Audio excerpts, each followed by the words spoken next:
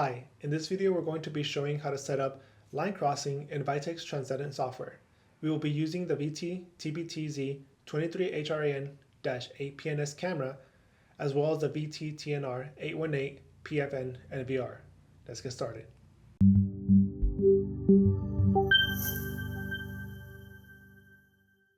going to go on the left hand side, hit the settings, go to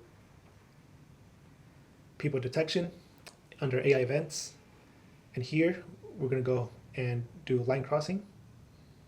You can change the detection target, trigger modes, but for now we're going to go ahead and enable detection by IPC. Hit save,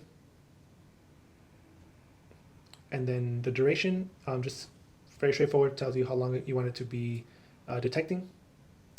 Change the direction as well, and then once we do that, we can go ahead and draw a line. We're going to draw it right over the sidewalk. That way we can detect people crossing.